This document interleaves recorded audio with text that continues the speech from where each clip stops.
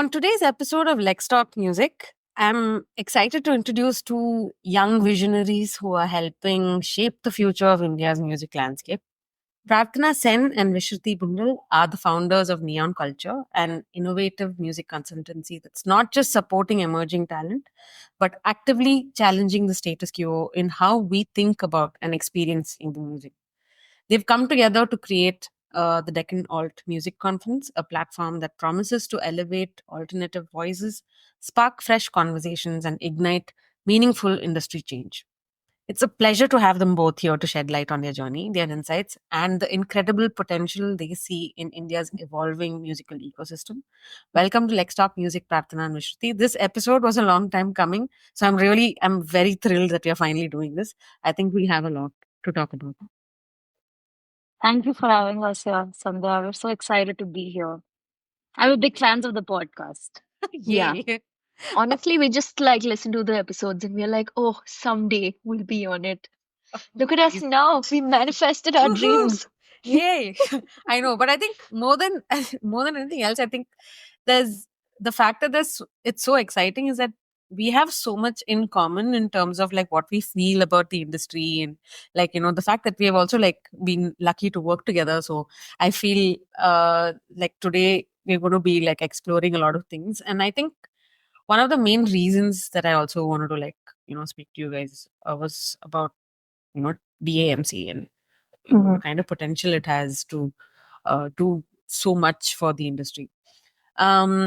But before we go into that, before we dive into what is neon culture about and what DAMC is about, I want to know a little bit about each of you and where you've come from in terms of the music industry, because you have been with I think you've worked in the music industry all your working lives, right? So you have a lot of insights and you've learned a lot in the last how many ever years that you've been working in. I think that kind of sets the tone for our conversation today, and also uh, gives us a little history and context to how DAMC has come about. And so yeah, so who I'll it's the floor is open to you, so tell me. I think also I feel like maybe we should look at, was there a turning point in your career where you decided you wanted to like set up something on your own and partner with someone, or on your own, but like do something because of something that you observed in the industry in the past? So who wants to go first? Prarthana? I was going to say Vishruti. I said it first, so you got to go first now. Awesome. So yeah, like you said, Sandhya, I've been working in music my whole life. I don't really know how to do anything else. That's pretty much it. But yeah, I've studied music as a child and all of that. So I really started out from the perspective of my family expected me to perform, and I was like, I don't want to perform. It's too vulnerable being on stage and sharing yourself and your stories and everything. So after I finished studying in college here, I did a master's degree in music and management. Went to the UK. It was a very different experience there. And after that, I actually started volunteering with Sofar Sounds, because I went for one of their gigs and I really fell in love with the concept. And I was like, cool, let me at least volunteer here. And then I came back and started teaching music to little kids. Yeah, I taught like music theory and Hindustani vocals and Western vocals. And that was actually quite an interesting point in my life because I never thought I'd be a music teacher for like singing, because it's a whole different ball game. You have to be on top of a lot of other things. Yeah. But then soon after that, because my volunteering stint with Sofar was going well and they were expanding their team, I ended up applying and working with Sofar Sounds, like on their community team. So essentially, my job over there for like 6 years, which was formative in the start of my career, was to set up systems, processes, and recruit community teams around the world. So I got to speak to a lot of people doing a lot of cool things in different parts of the world with regards to music, and then just sort of bring the whole community together for Sofar. I think through that one job, I learned obviously a lot of it was rooted in live music, Yeah. but also speaking to people, community development, representation, how having release forms in different languages makes a difference than, just assuming everyone can read and write English and give consent and permission and things like that. Yeah. Um, so that's how I got started. And then after that, post pandemic, around 2 years after the pandemic, I decided to move on from Sofar because it was great. But I didn't want to be a one trick pony. I was also like, need to do something else in other parts of the industry. Mm. The independent space in India was just starting to sort of take off, and there were a lot of conversations that I hadn't heard before Mm. happening. So, yeah, I decided to take a leap of faith and consulted with a bunch of different companies Mm. between 2022 and 2023. Some of them were completely new. It was when the whole Web3 conversation and the bubble was building. And I think we worked briefly Yeah. together there as well, Yeah. Sandhya. Yeah. Yeah. So I did some of that. Some event companies called me in to consult because that's what I'd already done and Mm. established. And then I think I reached a point in my career where I was like, okay, consulting is nice, but Mm. like, what next? How do I bring all of this together? And I think at some point in 2000, towards the end of 2022, I met Vishruti. Mm. We'll continue that story, but I'll pause here and let Vishruti fill in her kind of background before Yeah. we move from there. You. Awesome. Okay, so my story is slightly longer, but I'll try to keep it very brief. Uh, I started with music. I mean, I've learned music throughout my childhood. I learned sitar for many years as a kid, and I learned Hindustani vocals, and then I did a couple of grades with Trinity and pop vocals and all of those types of things. Uh, Nice. yeah, so I was always like someone who performed a lot throughout my school life Okay. and school bands and like all of that type of stuff. I also played instruments, so it was just like a fun thing, and I always used to like write my own music as well, but never really wanted to perform that much. But I was also very shy with that. But yeah, I was pretty comfortable with stage and music in general. And then, right after school, actually, I was considering doing chemical engineering for a bit. Uh, yeah, fun fact, I did apply to a bunch of universities in the UK and got in as well. And Wait. then, and dumped that idea as quickly as I got Thank it. God. And so decided to do sound engineering instead. Uh, Okay. Yeah. It's so got that, engineering in the name, so yes, exactly. parental approval would have been there. I mean, my parents That's you. were actually the ones pushing me to do sound instead of chemical engineering because they Oh, were like, that's good to know. Yeah. yeah, because they were like, I don't know why you're doing this whole like chemical engineering thing. You've always been into music. Do something with music. So, yeah, so then I decided to do that. And because of that, I moved to Bangalore. I joined SAE in Bangalore, met a bunch of cool people. And that's really when I started in the music scene. I used to mix shows in Bangalore. I used to perform a lot in Bangalore at that point. I was part of a cover band. So we used to do a lot of gigs in the city. This What? was, How do I not yeah, know this? this was back in 2015 and 2016. And Oh, then nice. yeah, and then 2017, I did an exchange year in the UK, and that's where ended up graduating from in sound engineering.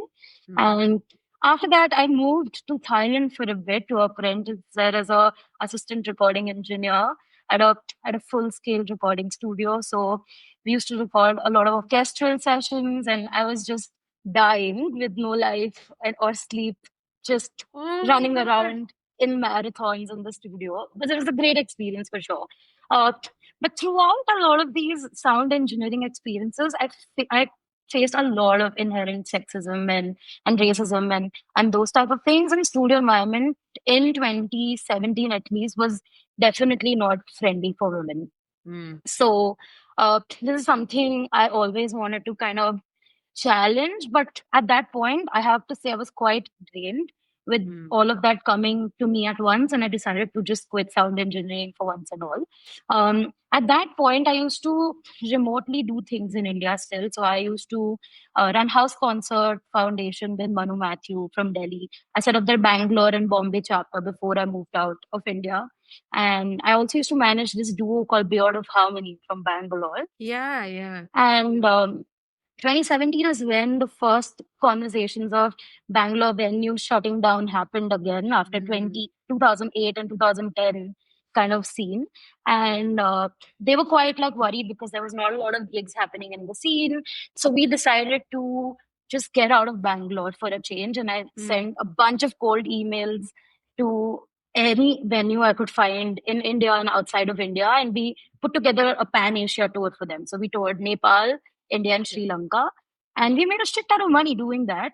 And after that, we were like, okay, like maybe like just being a manager and a tour manager might not be the worst thing to do. So I decided to get into music business full time. I came back to India, decided to be based in Bangalore, started working at B Flat as a curator and really everything else. Like it was just me and Aarti. So Aarti could use some support and I was there for her. And yeah, we started doing that together. I was also doing the house concert thing on the side, which is when I interacted a lot with Sofar Bangalore team. And that's how I knew of Prarthana as well. Because we would always send artists to each other whenever we weren't able to curate it or if an artist wanted an additional gig and all those things. So unlike how people assume that like house concert and so far is like an award, not really. We always co-curate stuff. So that was really fun. And then COVID happened. But just before COVID happened, I had actually applied to do a master's in music business at Berklee, which I had got a pretty decent scholarship for, and I decided in the end to go because live gig economy was fully killed by COVID and I didn't have much work at that time. And I was a freelancer through and through. So I decided to take that leap of faith and go to Berklee. And also venues shutting down like had a big impact on me. So I wanted to do something about that with my thesis at Berklee. And then I started doing more city level research and I found the work of sound diplomacy quite interesting at that point. I did the Bangalore Music City report as one of my projects at Berklee, where we were able to speak to about 250 artists, fans, and industry professionals in Bangalore alone to find out what were some of the gaps and challenges during COVID, what were some of the policy changes they were looking at for themselves, how could they have the city support them as artists, as fans, as industry professionals. And with that report, I was able to get a job in sound diplomacy, which were the pioneers of doing this type of city level research around the globe. I still hold a part time position with them. So in the last 3 years, I've done a bunch of interesting work with them. But that's how I knew that I wanted to start something of my own in India where artists and industry feels more support. We never had the idea of an export office. So that was initially what I wanted to set up.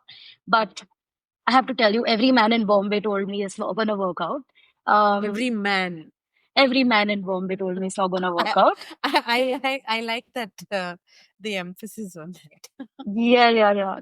And then and then I should I continue our meet cute because it's come to that. Yeah. Okay, let's do it. So then Meet then I cute come is back. a nice way of putting it. Yeah.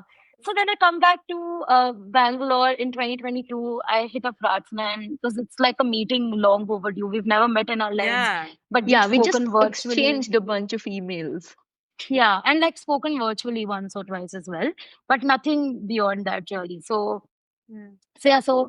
we met each other at a third wave on the MG Road metro station, if you know which one I'm talking The about, Church on Street Church one. Street one. Yeah. And Yeah. yeah, and I had all of these like ideas for the export office, and I was like just pissed off that nobody wanted to do it with me and all those things. And I was like telling all of this to Prarthana, and then a couple of days later, we decided to exchange our business plans, which we had made 6 years apart, and they were almost identical.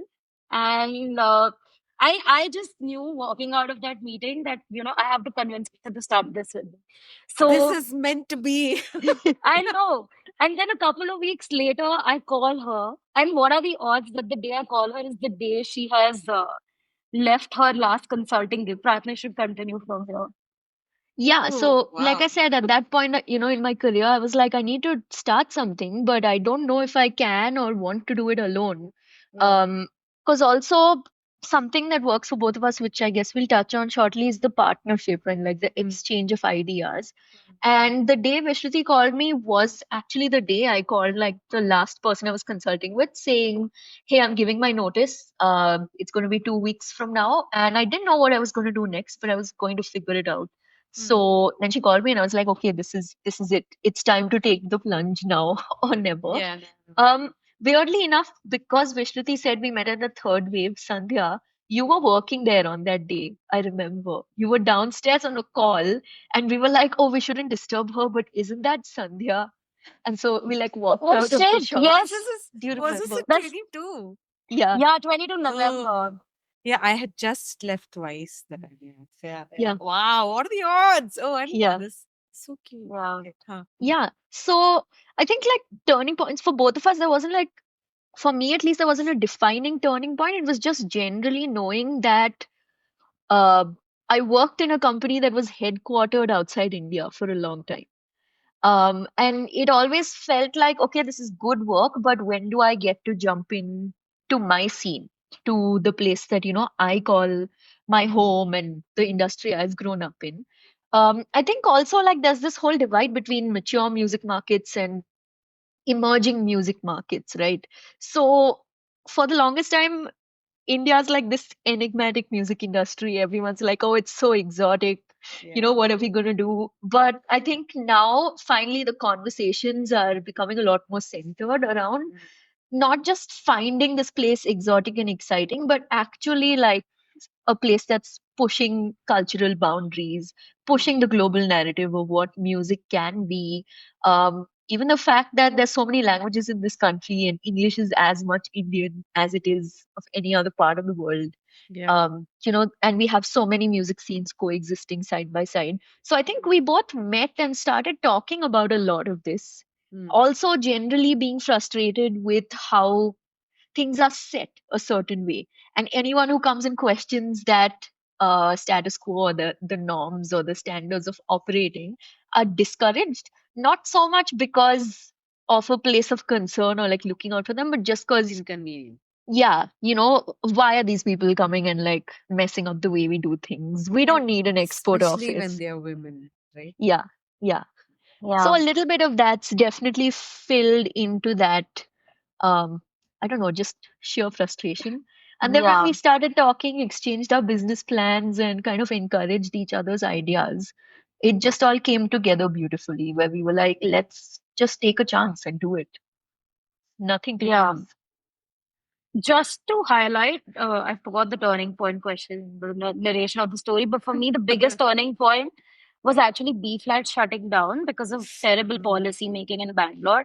And that was also one of the biggest motivations for me to look into sound diplomacy's work or work on Mhm. the Bangalore Music City project and do that level of research at all because it felt really personal and it felt like It felt like personally for anyone who was a music lover. yeah.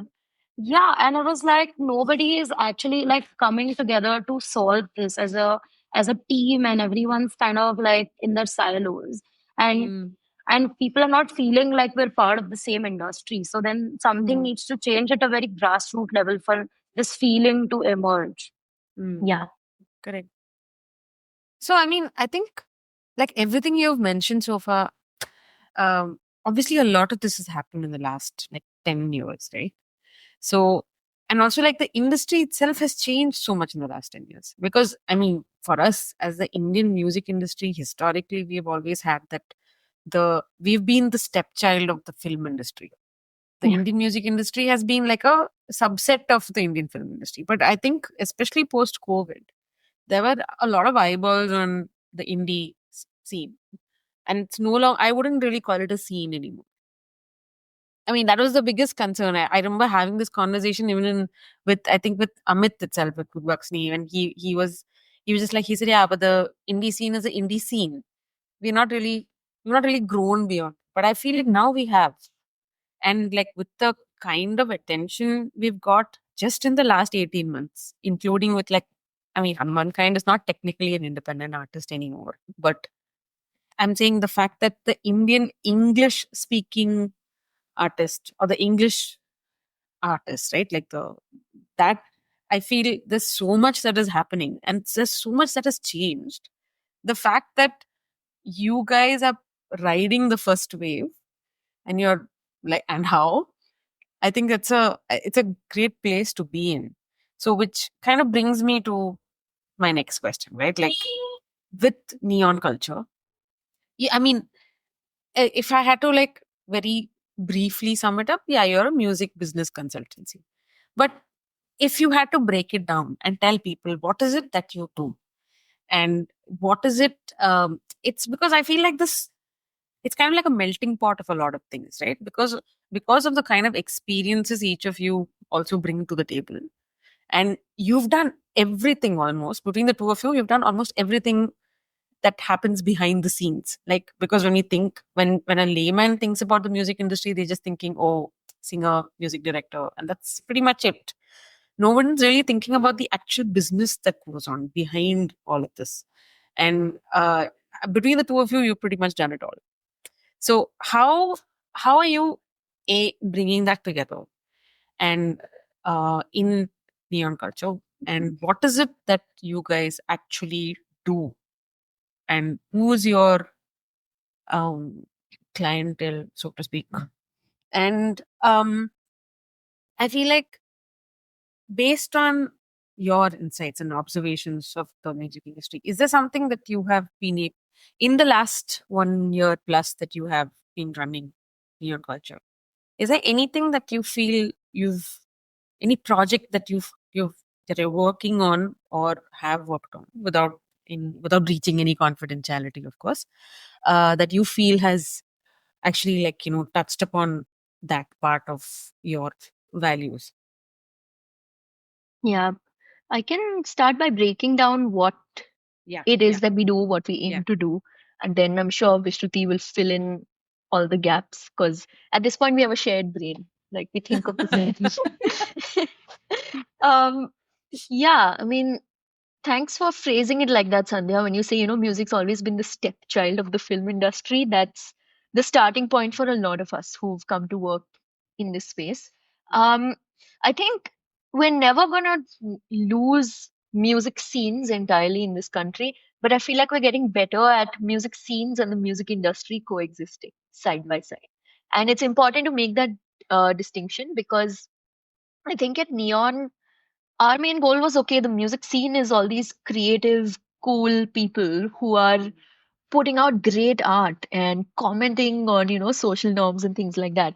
But when opportunity comes knocking on the door of a lot of these creators and their teams, they're often unprepared.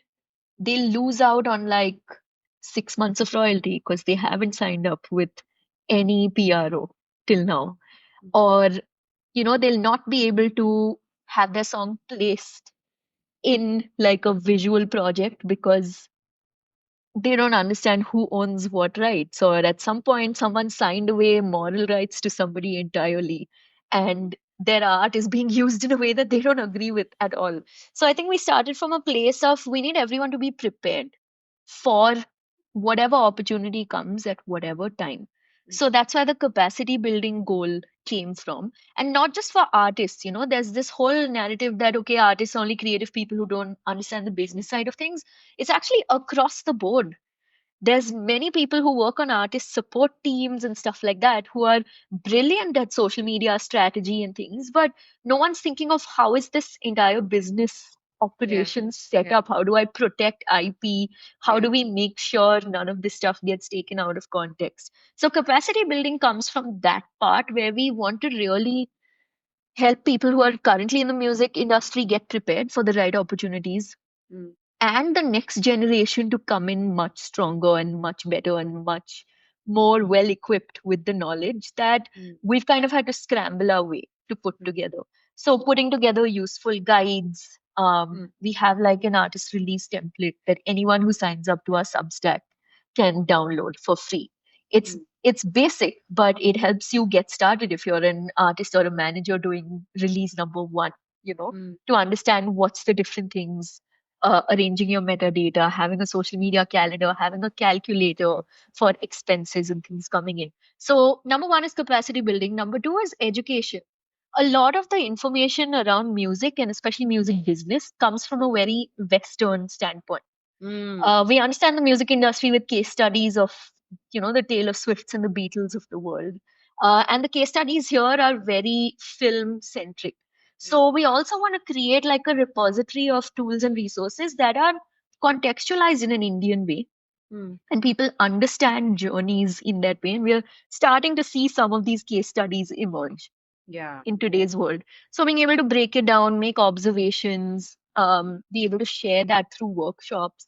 That is our music education or music business education, I would say specifically. Because music education involves a lot of other things like production, songwriting, ear training, harmony, stuff like that. So we're thinking along the lines of music business education to make sure that 10, 15 years from now, folks know how the music industry works and how it works differently from other parts of the world and how it works uniquely in this part of the world. And who knows, maybe there's lessons here that people in like the West and other parts of the world can borrow from.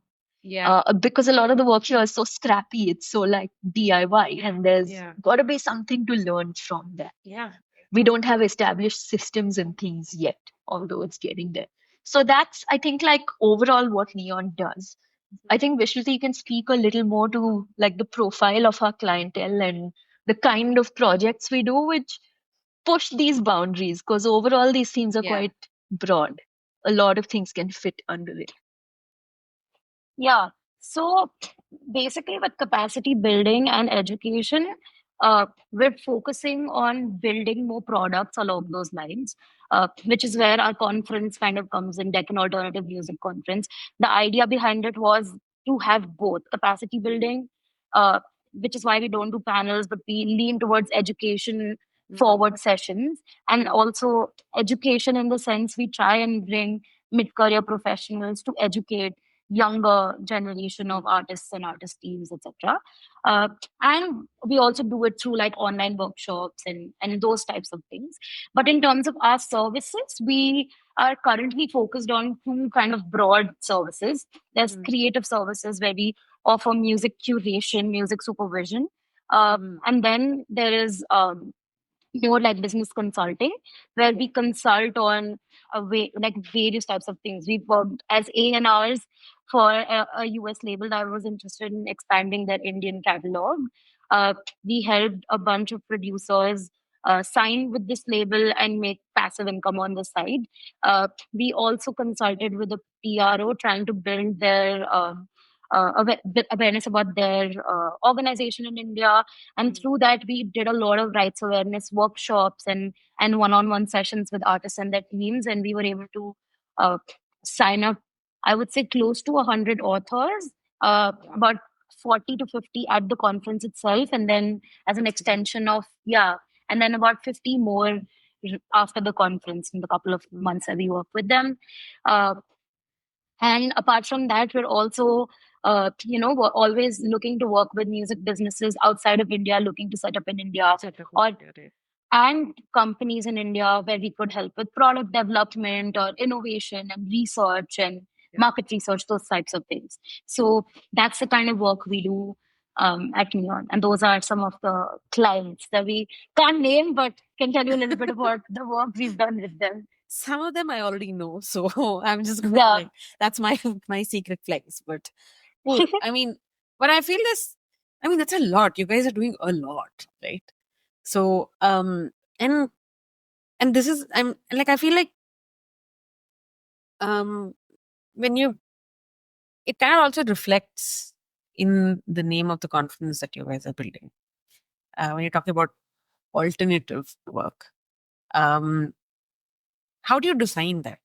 Like, because I feel like, what is alternative in the Indian music landscape, right? Like, because it's again, like I said, I maybe repeating that phrase a little too much, but we are a melting pot. There's like so many different kinds of subcultures, or like, I don't even know what, when you talk about Indian culture, I don't even know what that is, because all of us have very, very different cultures. And when we talk about Indian independent music, we also have Indian regional independent music. And I don't know, I don't even know if it's politically correct to like classify it as that. So in this context, what is alternative, and how are you trying to define that? Like, what is the definition that you're working with? Got it. So with alternative, the idea was never to become like a conference that's supporting like alt pop or alt rock. Like that's not, we're not referring to the genre when we say alternative. Because I think some people have asked us that in the past. But the idea, but the idea is actually to just look outside of mainstream, look outside of Bollywood, look outside of Bombay. And that's really the idea of alternative things that are not on Billboard charts or not on the radio yet. Mm, yeah. I think that's the easiest and the simplest way to define alternative for me. Prarthana, what do you think? Yeah. I was going to say, Vishruti, this is all you because she put this, like, she explained it so well. Like, the whole point of alt culture being anything outside of the mainstream. Yeah. And with India being huge, with so many cultures and subcultures and subcultures within it, um, it felt like a very specific niche to be able to delve into because alternative cultures eventually, at some point, make it to the mainstream in different ways, in different waves, or influence the mainstream in different ways. For sure. And once the Deccan alternative scene makes it to the mainstream, I don't think there's anyone stopping us from starting like Eastern alternative or Western alternative or all of that is potentially on the charts, Yeah. guys. Just saying. Yeah. So, which nice, great segue into my next question about the conference itself. I mean, it's called the Deccan Alternative Music Conference. So, I'm assuming there is a reason behind that. But before I go into that, I also kind of want to like, uh, maybe like, go into the origin story of of you bringing up this music conference, right? Like, or even like setting up this idea and this concept of the music conference, because the other music conferences that have happened in India, or the other music conference that happens in India, I'm yet to attend it because I've just heard that I've just not, it's not, I feel like the information that is there is not information, it's not new information. And apart from it being like a networking event, I've not really like felt the need for me to attend it. Um, and I just felt like most of the conferences that I have been to, which are music conferences, are very, I don't know, like kind of like disassociated, right? Like it's very like, you have like one set of people sitting and talking and like, people attending. And I'm sure there will be like, I know that you can't constantly be engaging when you have a large format conference. But I just feel like if you're having a conference, there has to be like there has to be like massive takeaways from it. Like the people who are coming, spending money to like attend it, and there has to be a lot of learning there. It shouldn't just be like a networking event, right? And and we've also seen that there has been like a very significant difference in terms of interest or towards music that comes from different regions of India. And I feel like the South has been garnering a lot of interest in the last 18 months for various reasons, right? Film and non-film music on both sides. We've had RRR, we've had Humankind, all South. So I just feel like this is a good time for us to be based out of Bangalore and like, kind of sitting on top of the Deccan region. But so coming to the question of how DAMC came about and how the thought of even setting up a music conference. Uh, who wants to take this? You want to start, Vishruti? Sure, I'll start.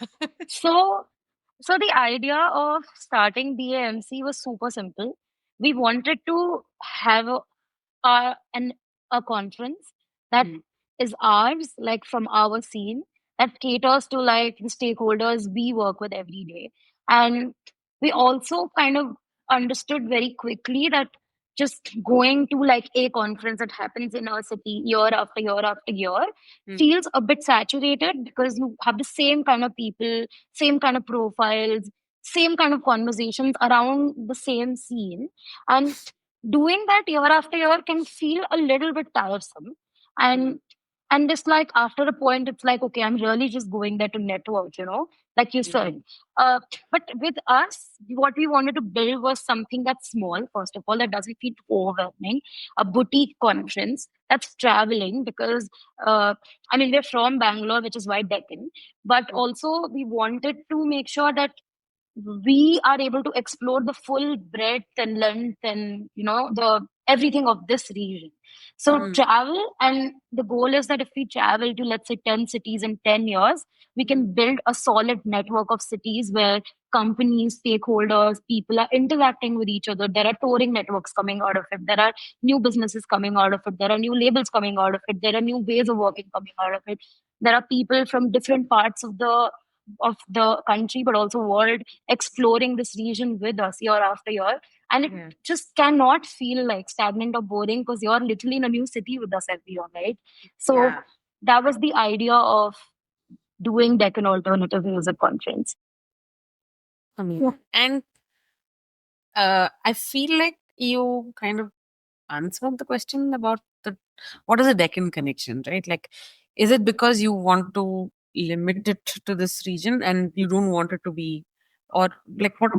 Oh, not really. Prarthana, do you want to take that? Yeah. Yeah, I think we started with the Deccan connection because we've both done our whole work lives have been here in Bangalore. And so our networks are naturally better built in this area. Also, there's so many cities just in the south. There are 4 film industries. Each of them have multiple centers of operation for different things. Um, we know maybe a few people in like Kochi and Chennai and Mysore and Trivandrum and stuff, but we don't know the full extent of grassroots work happening here. And I think that's what we just got excited by this region first, but that's not to say that there's other parts of the country that we can't explore this in as well as the idea grows. And I think this is something we keep repeating wherever we speak as well. With a country as large as India, you need two perspectives. You need a macro view of how the whole large music industry, so to say, is set up. And naturally, that's going to gravitate towards the commercial centers of the country. Most of the data and most of the networks are concentrated there. So that's very necessary for people to understand what this whole thing is about. But we also need a micro view because under that whole bird's eye view, there's many small things happening. And it's a classic case of like the whole is greater than the sum of its parts. But understanding each part and understanding the nuances of each part, I guess, will unlock the kind of hurdle that we keep hitting, because the whole world talks about the Indian music industry, but we don't know ourselves what the Indian music industry consists of.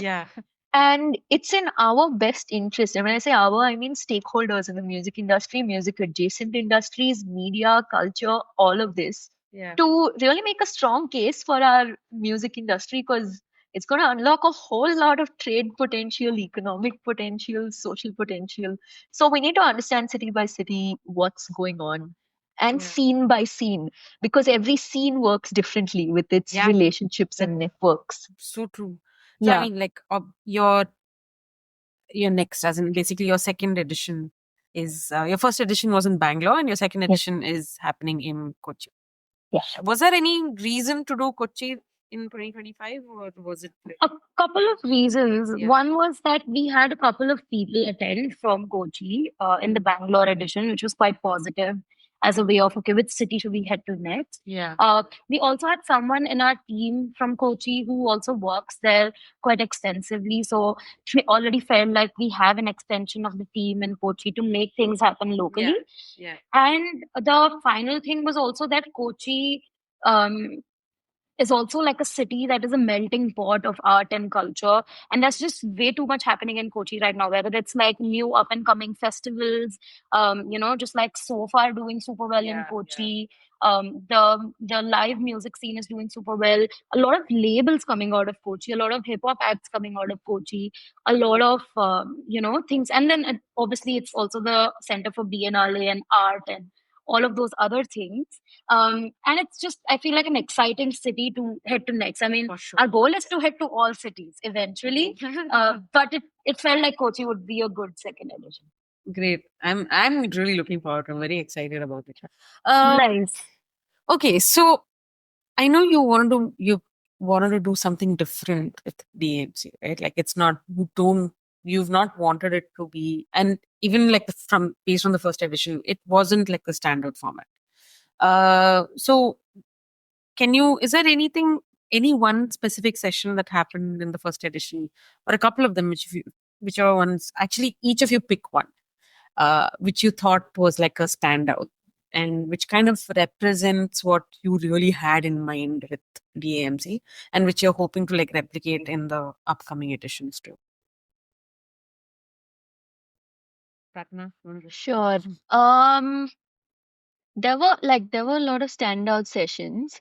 I think we heard a lot about a session that Roshni did last year. Roshni Kumar, who's a Mm, cultural yeah, yeah, yeah. consultant. She's done events and Mhm.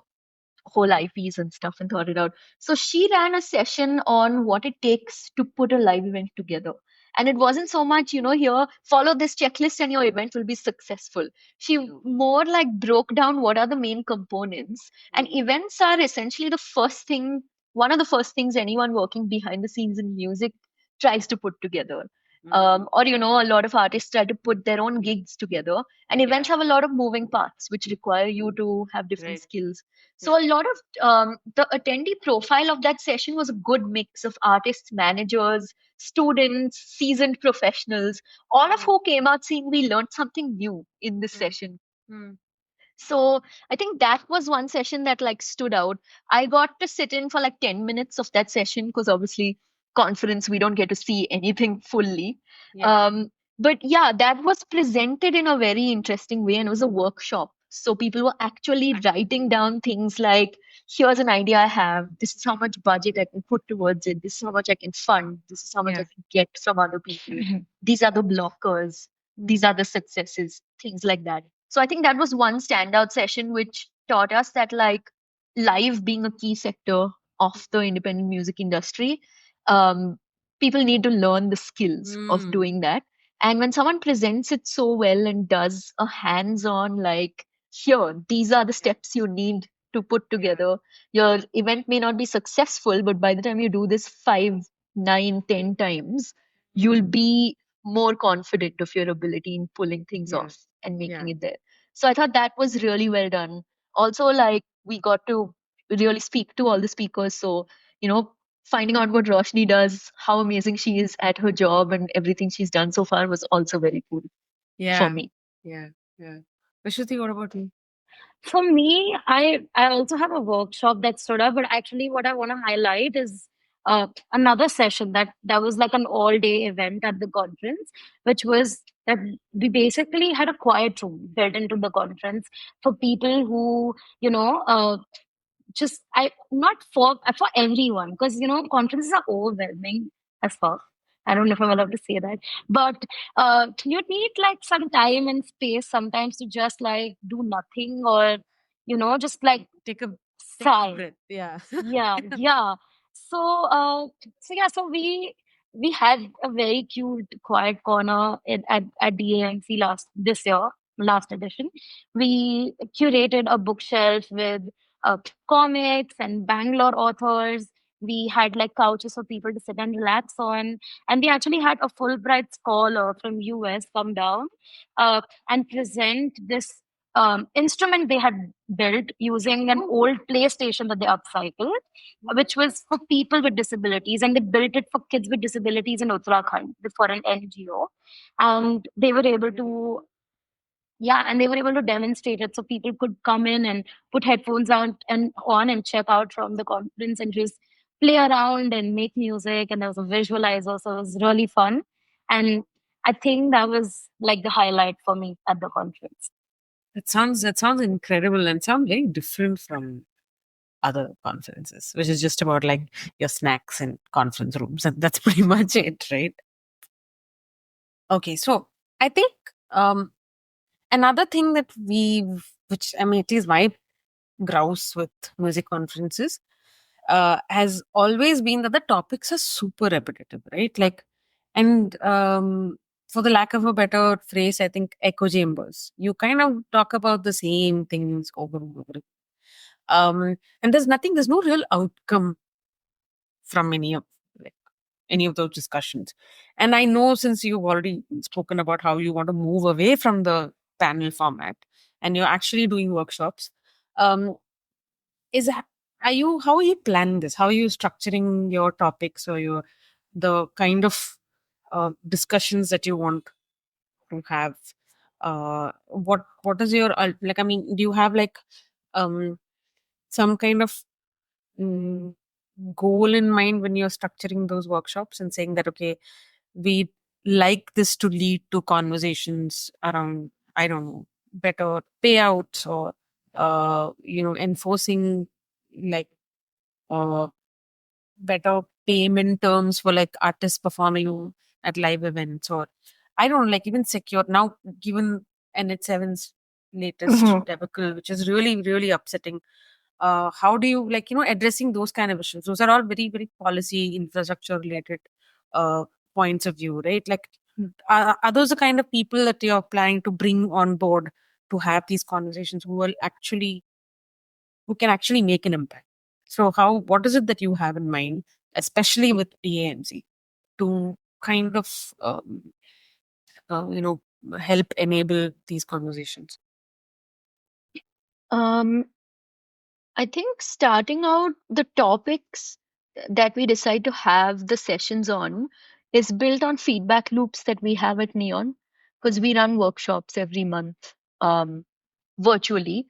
And we're constantly talking to people, consulting with artists, consulting with managers, consulting with companies.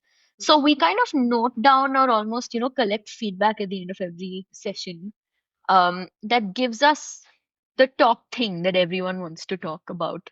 Um, so that's one good place where we start looking at the broad conference ideas and things. Because we're also taking this to a new city each year, the crowd attending it is different. So there's artists, students, professionals, people who've just started working, people who are looking to switch into the music industry in every city. And a lot of them need to learn the basics to start out with. So that way, some of our programming woes are taken care of, because we are looking at repeating broad themes every year, but to a different audience. And what happens when we program these conferences is we look first for local speakers, because there are people doing work in the label space, work in the live space, work in the managing space, artists themselves who do things slightly differently in each scene. And I think that's what comes out in the workshops, in the masterclasses, in the presentations, in the case studies that we do. So starting with the most common things that we hear about through our consultancy,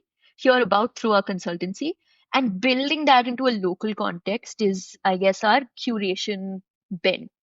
The outcome, like Vishruti said, if we do this in 10 cities over 10 years, by the end of it, we'll have stakeholders from 10 different scenes who have been um, who have a little more information than they started with, who are more educated on where do I go to collect royalties on both sides of the business, who are the labels looking for what kind of pitches, who are the new management agencies that have come up in my scene, or what are some of the management agencies across the country who are looking at artists from my scene to book.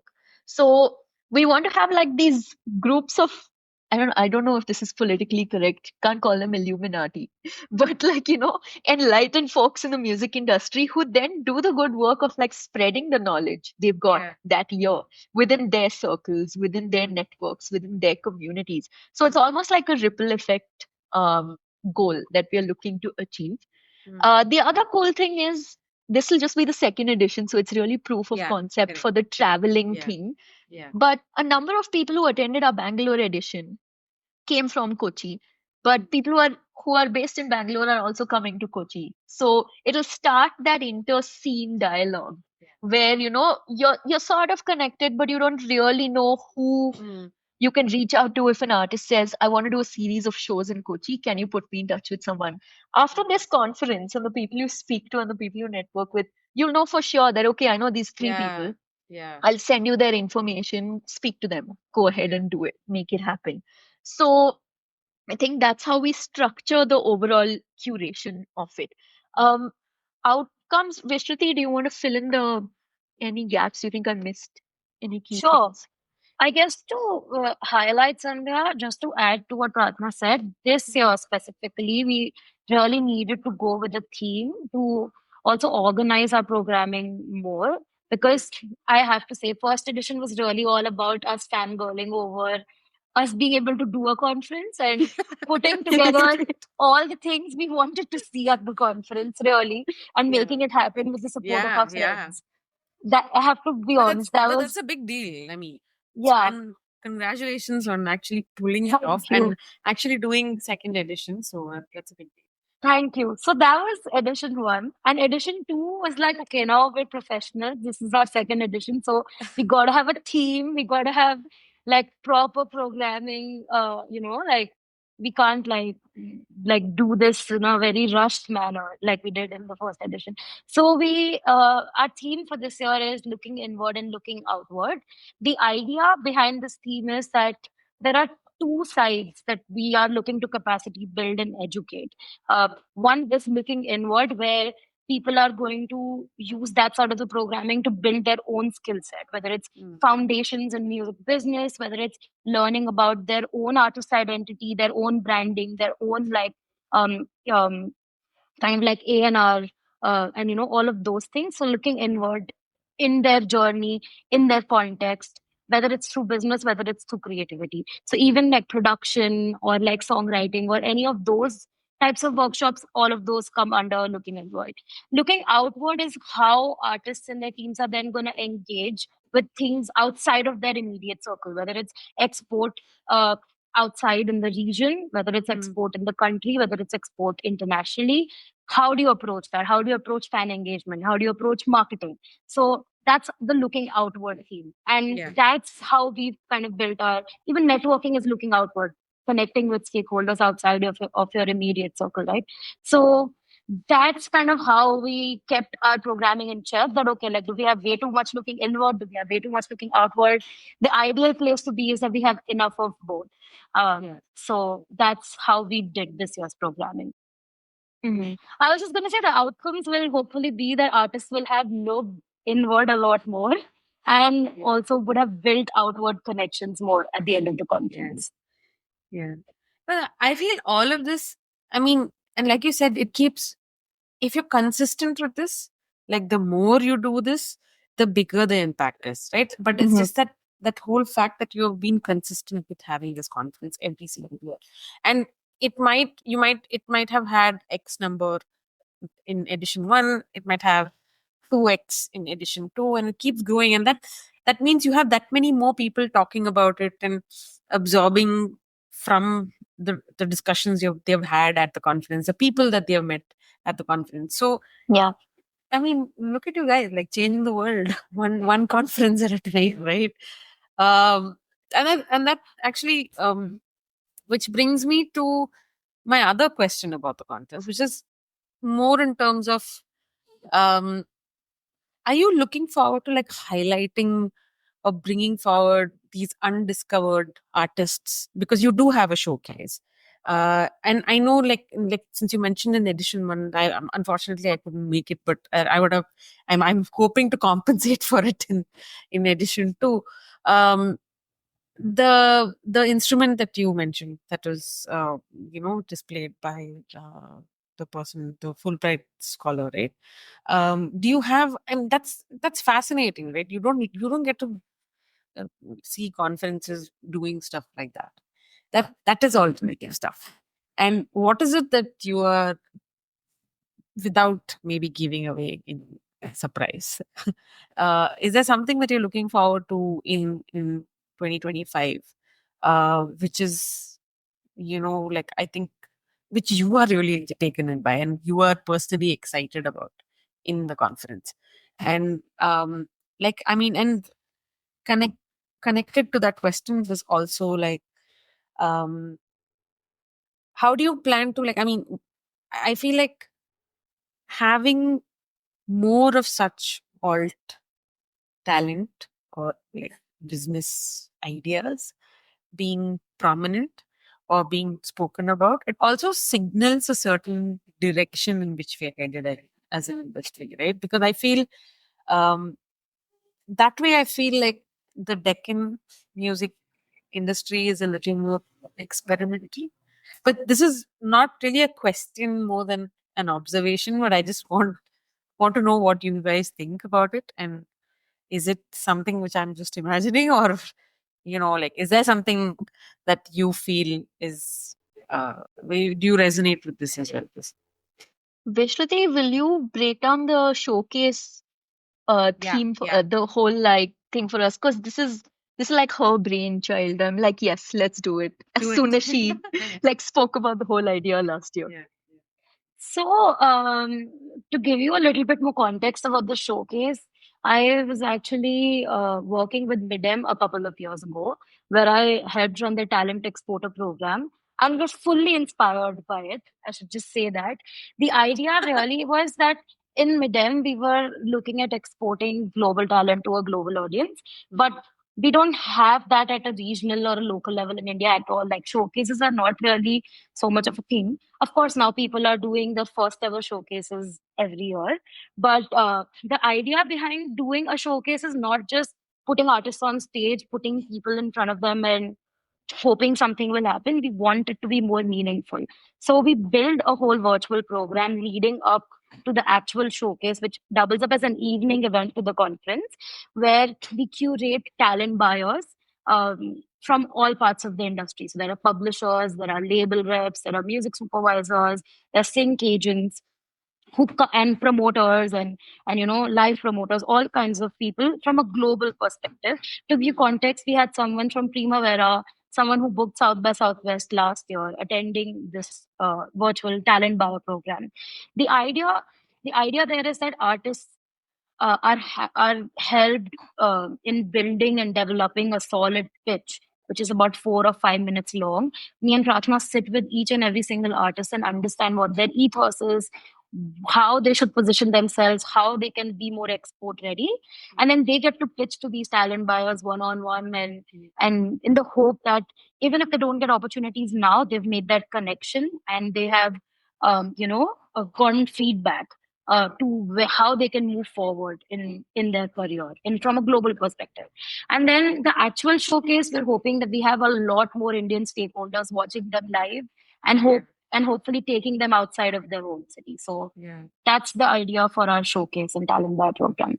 That's fantastic. And did you have any kind of like, did you shortlist people for this?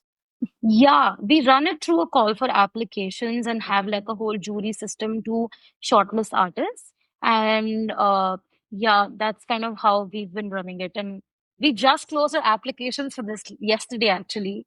And And how has the response been? response has been great. And it's exciting because we don't know so many of, So I many would of, say 80% of the applications, we don't know who they are. and these Yeah, are artists, right? these are Or artists, like performing artists. So it's not performing like artists, you're looking at it's a showcase of musical talent as opposed to 100%. other like startup kind of things. So No, yeah, no, yeah, this is just yeah. You know music, where I'm talking. music focused showcase. Yeah, Yeah, yeah, music yeah, yeah, focused. Okay, yeah. got it. Great. And what is? I mean, as in, I know. See, like, is this whole the concept of a successful conference? I feel is kind of like vague, right? Because Mm-hmm. what is a successful conference? Is it the number of people? Is it your footfall? Is it the takeaways? Is it the long term impact? I honestly feel like it's a combination of the three. And 100%. I would like to think that the long term impact is what is the actual sustainable definition of a successful conference. Yeah. Because that is what the whole purpose behind setting it up was in the first place. But Mm-hmm. tell me, since you've done edition one, what are you looking forward to Yeah. edition two? And is there something that you you're hoping for in terms of I feel like it might be a larger audience than the last time. Um, because it's also gotten a lot more press, right? Like after it happened and all that. So, but um, so tell me, like, how do you plan to like track the success and like the outcome Yeah. of the conference? Yeah. Well, I have Prarthana? one thing to add, and then Prarthana, maybe you can elaborate on the economic and social impact and what we're looking forward to. I have the report up of our conference, which is available on our website for anyone who's listening to this. And I just want to quickly read out some of the numbers of the economic impact we had with our conference in Bangalore in the previous edition. Uh, how we calculated this was just by surveying a couple of people and then using that as a metric to assume that all of the attendees would have had an average spend of so and those types of things, normalize the data. But Okay, yeah. essentially our direct economic impact was about 9,60,000 in INR, uh, out of which the local delegate impact, which is people attending from Bangalore, was 3.1. And this is just direct. We haven't calculated indirect impact or at all. Uh, we had about outstation delegate direct impact at 3.5 lakhs. We had about 100 plus nights at BNBs, hotel rooms, etc., booked just because of the conference. We had six Oh city wow. assets utilized, including our venues, performances, and hotels. We had 18 local vendors that we worked with from Bangalore alone, and we impacted 103 jobs directly. And the indirect impact of it, usually for conferences, would be about 6x at least. So that's the kind of economic impact we've had in our first edition, and we want to continue tracking that and add a social impact and assessment to this year on year as well. And I don't think there's any better validation than like real hard data, right? Like it's just like it's right there. So even if you have imposter syndrome, you're just like, no, there's like data to show you what you've actually done.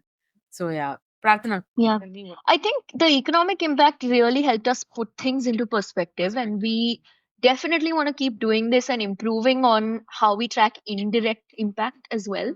I think another big factor for us in terms of measuring success is defining sustainability, and that is in different ways.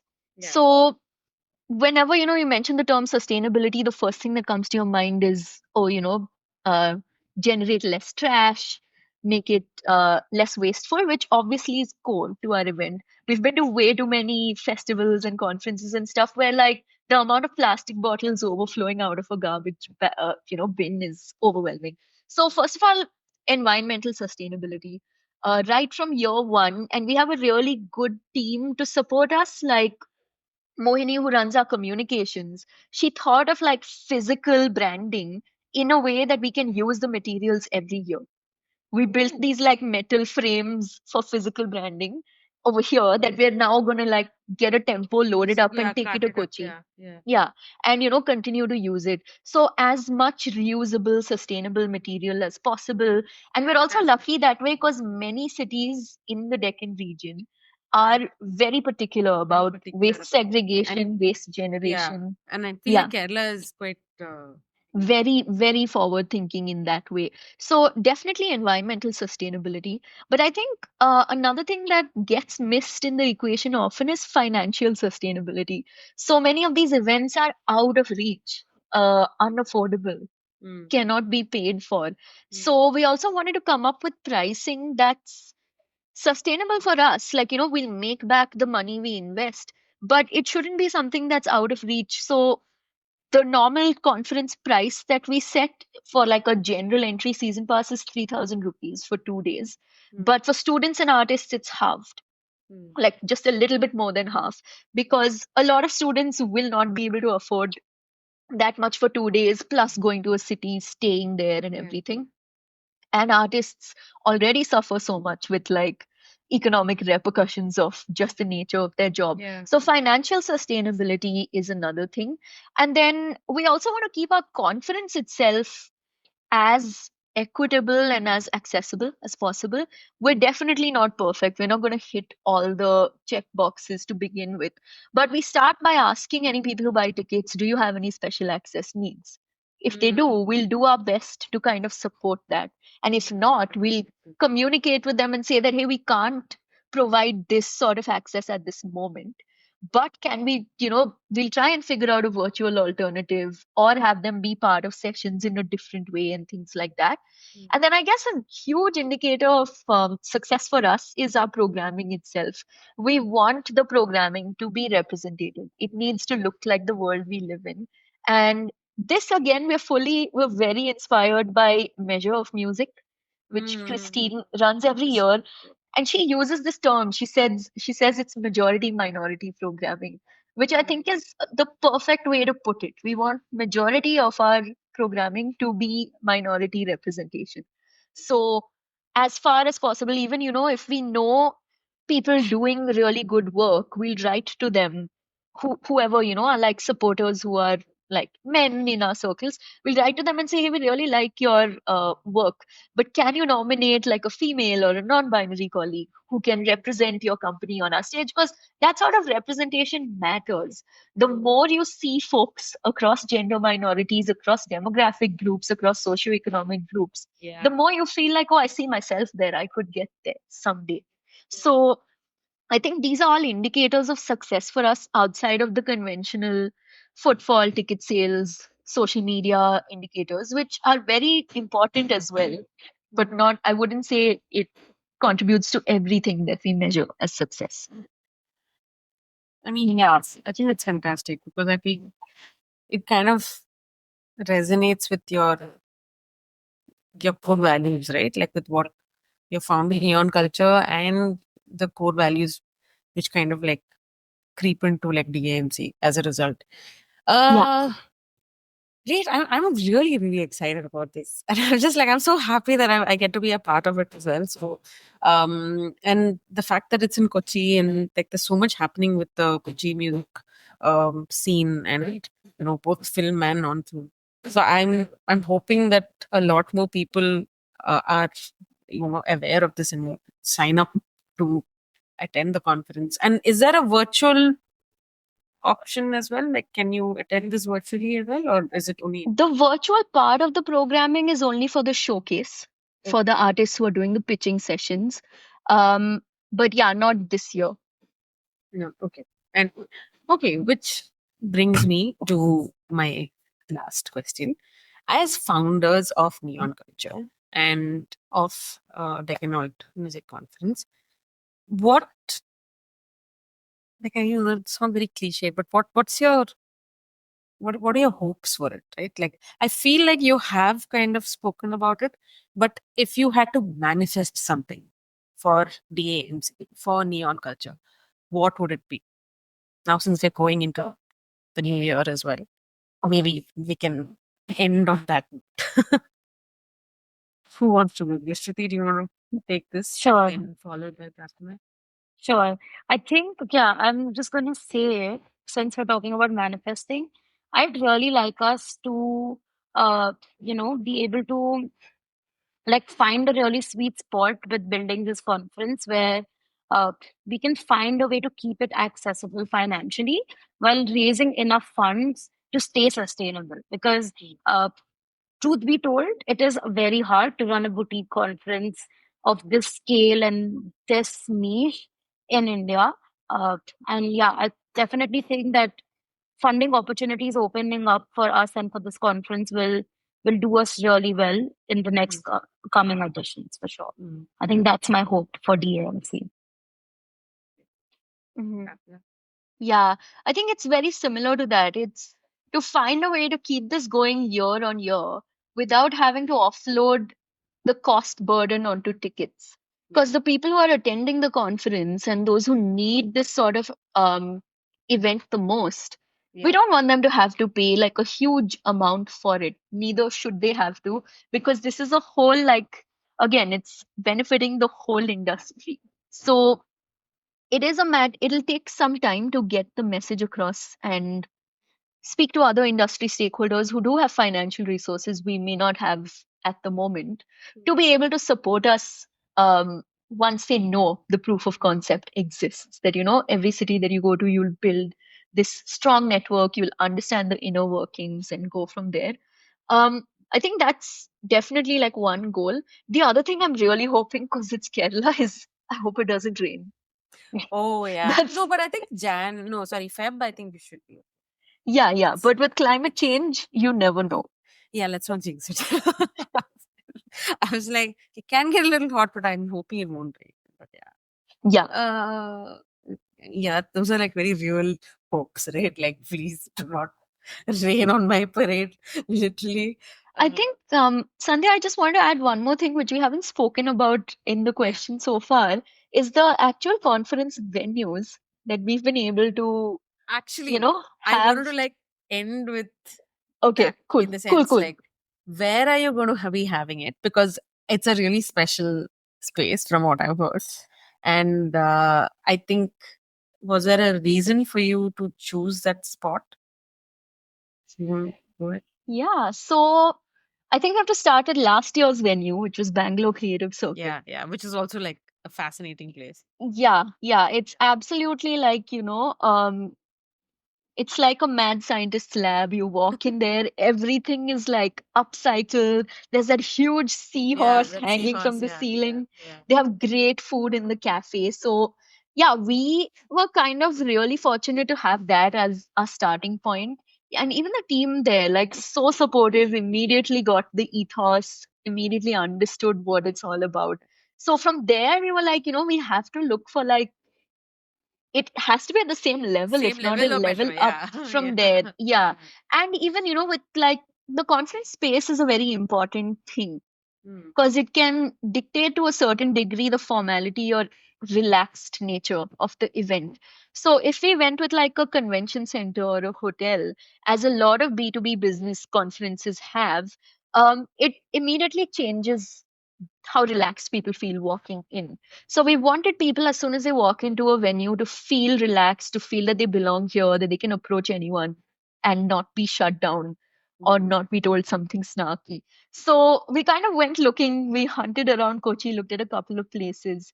Um, and then this space actually came recommended by new people who we've made friends with in the Kochi like arts and culture scene, and we saw a few pictures online before anything and immediately fell in love with like the green outdoor spaces. So this is the Kerala Museum. Nice. Yeah. So online, there's a few different. The Kerala Museum is the website and the Instagram page, but it's also called the Kerala Museum of History in some places. Um, but either way, like you should, whoever's like listening should check it out because Is it it's a a very heritage building? yes, yeah. It is. So it has a couple of different spaces. It also has a beautiful amphitheater, which is outdoors under this huge tree. So that's going to be the setting for a showcase and stuff like that. So Vishruti can actually elaborate more on how we got the recommendation for the venue. And then we recently went and visited it like 2 months ago, met the team who are completely on board and fully get the ethos of this conference. So yeah, we've again like, lucked out in like our venue Yeah. partners this year as well. Great. Yeah, so we actually became really good friends with Bijon, who runs a cool company in Kochi called Fame, FAEM.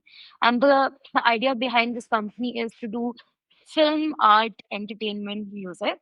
And they do like production for various art festivals and film festivals, and they run their own music events. Really high quality production. You should check Fame out Yes, for as well. sure.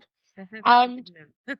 yeah, and Bijoy was really kind enough to actually understand the ethos of the conference and the fact that, we're based in Bangalore, and he really supported us with recceing multiple venues and finding like a good spot for us. And he was the one who then recceed Kerala Museum of History for us to begin with and sent us the videos, and we were charmed.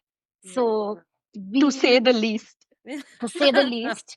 And yeah, and then we managed to connect with Aditi, the director, who has been super kind and supportive in helping us close this venue and support us in whichever way possible. And like Pratna said, the venue's in two sections. So you're going to be spending your daytime with us in the main museum building, where we're going to have outdoor sessions and indoor sessions. Uh, so we have like this main auditorium, which will serve main hall, which will serve as the main conference hall, and a smaller workshop room for more intimate up close sessions. And then the garden space, which will be for networking and lunch and other like fun under the tree things. And in the evening, inside the property, you kind of walk up 200 meters and you reach like this beautiful amphitheater that can seat about 400, 500 people quite easily. Again, covered with the nature. You can see stars in the evening. There are very scenic trees around it with a natural stage and all of that. So we're quite excited to have Yeah, this I'm very venue. excited. I'm like, Yeah, yeah. And it's also sounds good. right next to the metro station, so very easy to access To as well. access, yeah, yeah, So it hit all of our check boxes, really. yeah, yeah. Yeah. So yeah, so I mean, so for edition 3, you're going to have to find something that kind of, ups this, but Let's get through edition 2. you Then will. we'll think It's of gonna be, edition it's 3. gonna be, it's gonna be great. And I'm super excited. I'm gonna be sharing details about this with everyone that I know in Kochi, especially in the music circuit. And there are Amazing. law students who have also expressed interest in attending. So I Yeah, they should be attending your session on contract specifically. I was just like, yeah. Okay, but more than that, I feel like if you're interested in the industry, right, you need to understand so many aspects of it, and it's not just about, especially as a lawyer, I know that it's key and very critical that I understand what goes into building an event, what goes into music publishing, what goes into uh, live performances, and like the things that are associated with it. I'm saying the actual, like the nitty-gritty is operational stuff. It's not just about the legal, what's given in your copyright act kind of thing, right? So if you are someone who's looking at building a career in the music history, not just as an artist, but as a music business slash legal professional, then this is the kind of conference you should be attending, because there are there's so much for you to like learn and take away. Um, but I mean, thank you so much for taking time out to do this. And we are going to obviously keep meeting and interacting. And I think for everyone who's tuned in, I feel if you haven't yet bought your tickets, you should go and do so right away. The website is going to be put in the description, but I can also say it out here. It's www.deccanalt.in, right? Like that's DECCANALT.in. All right. Thank you so much, Prarthana and Vishruti. I've had an amazing time speaking to both of you as always. And I'm very excited, and I wish the team at Neon Culture all the best for Deccan Alt Music Conference in Thank you. 2025. Thanks for having us, Sandhya. This is Thank you. Yeah. like, yeah, we started with the whole like manifested our dreams to be on Yeah. your podcast. Please, I mean, it's a teeny tiny little podcast, which I share the same emotion as you do, like in terms of like being alternative, right? Like it's Mhm. talking about things that we don't usually get to hear about. The whole point of this podcast was because I was talking to people who had so much to share, so much of experiences that they have gone through and learned so much from. And I was just like, why should I keep all of this information to myself? And this is a place for me to like actually record it without making anybody feel awkward about sharing that information. So I think everyone has a lot to learn from each of these conversations that I've had. And I'm glad that both of you, were willing to like share what you've learned and what you hope for with Neon Culture and with the AMC. So all the best, and thank you everyone for tuning in, and thank you both partners for being here today. I will see all of you in the next episode.